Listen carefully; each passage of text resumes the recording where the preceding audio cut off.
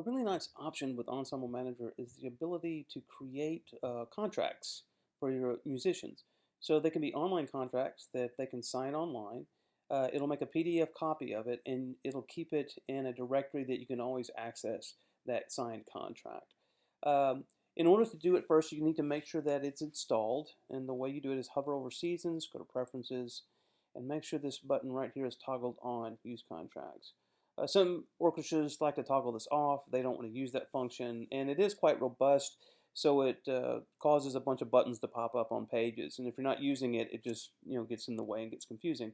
So we're going to toggle that on, and now we go to Seasons and just go to Reports because that's where we're going to find this function. So I go here, and you notice that on the left-hand side, this button called Contract has popped up on all my players over here. Now, in order to get to a contract of a musician or create one, we're going to click on the contract button. And there's no contracts found for Tony Edwards, that's me.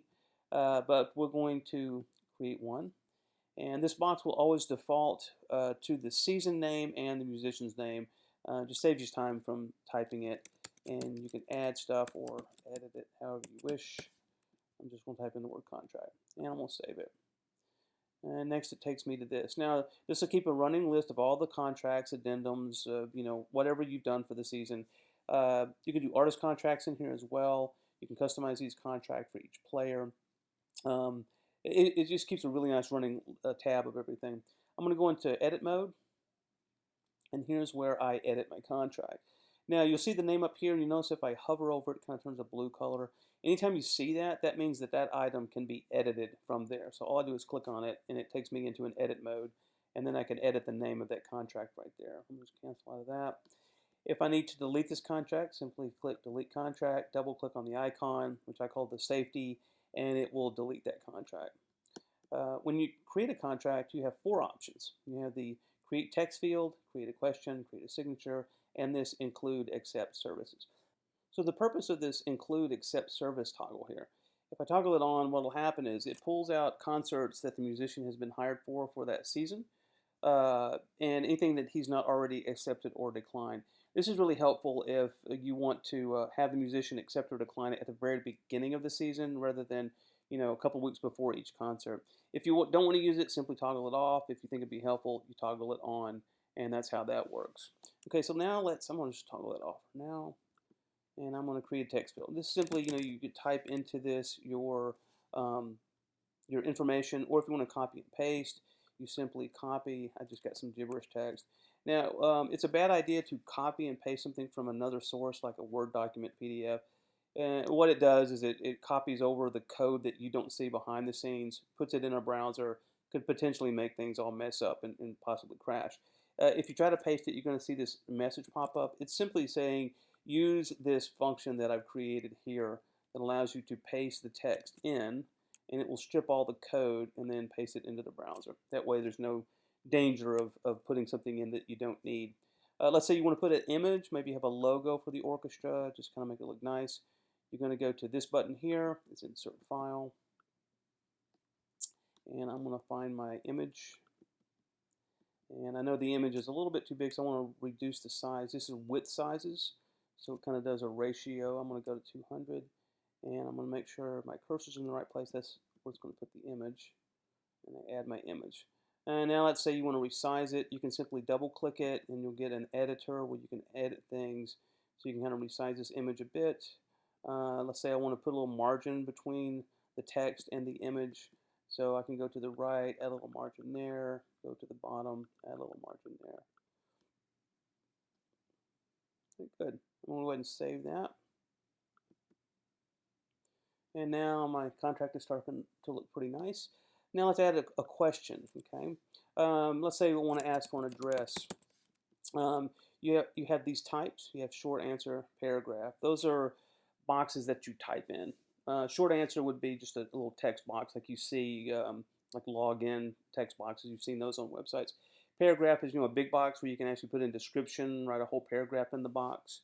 Drop down is a drop down menu. Checkbox is a checkbox, and multiple choice will be radio buttons.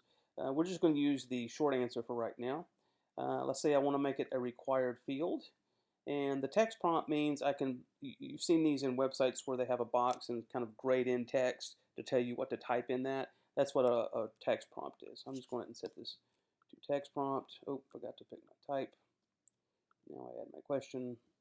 And you can see my little text box there. Let's just do another one. Let's say this time we want to ask for cell phone. And I'm going to make it a short answer, required field, but I'm not going to hit the text prompt. And you can see the difference between the way those two things will look.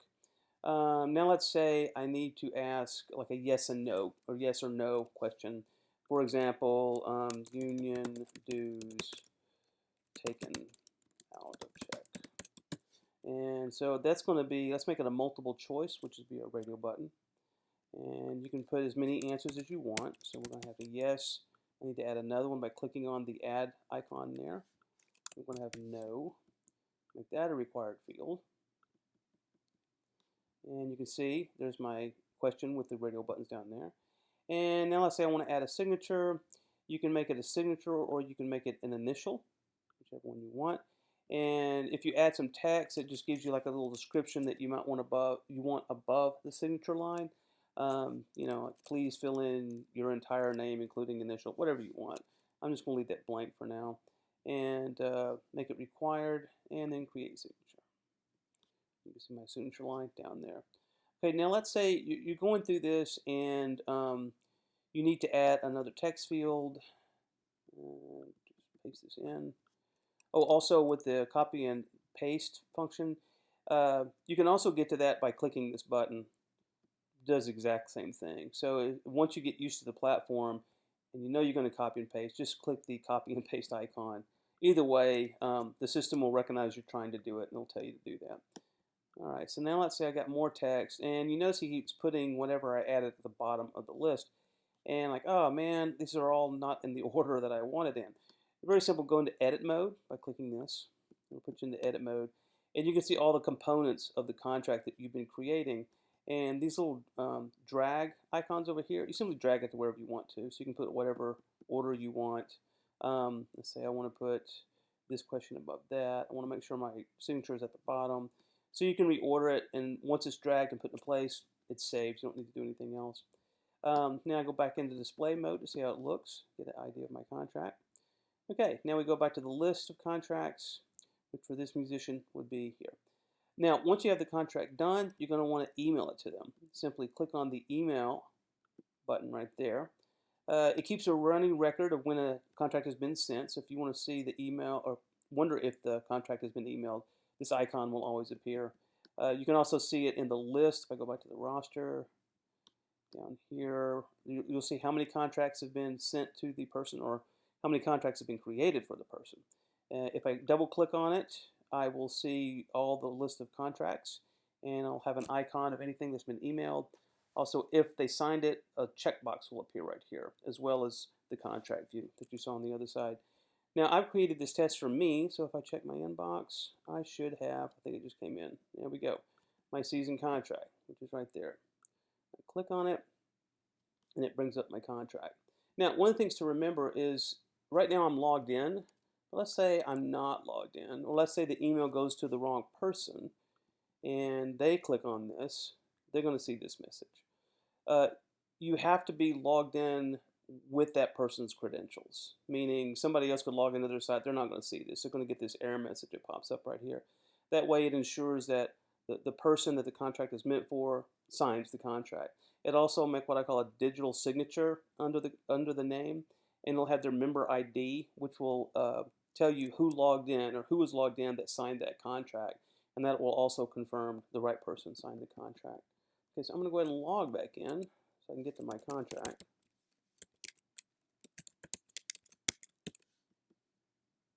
And I go back to my email and click on it. And here's my contract. Okay, let's start filling this out. I'm going to go no about my union dues.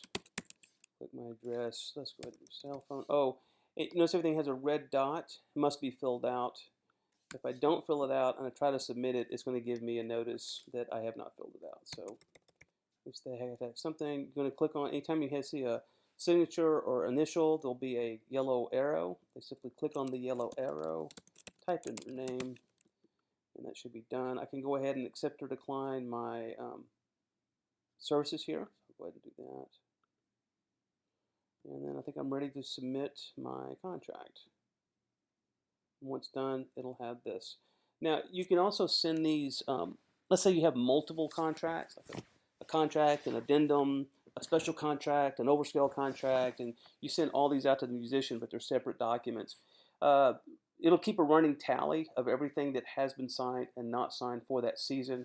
Right now, I just did one as a test. It has completed documents, but if there were more, I would see two boxes, one with completed documents with the date that I signed it, and then another box that said unsigned documents with a link. Click on it, takes me to that contract. Okay, so now once that is done, and also once they sign the contract, an admin will get an email confirmation that that musician has signed the contract. So you can keep a notification of who's signed and who hasn't. All right, now I'm going to go back to admin, go back to my reports page, and if I click on that number now, you'll see the checkbox confirming that I've signed it. Okay, so that's done. So if I go to contracts, I'll also see the checkbox here. And then up here, it'll keep PDF copies of everything. So even if I delete this, I'm never going to delete the PDF copy of the contract that that person signed. So this will always keep it in your archives. Click on it, and it will bring up the PDF document like that. That's pretty much how it works. Hope you find this useful, and thanks for using Ensemble Manager.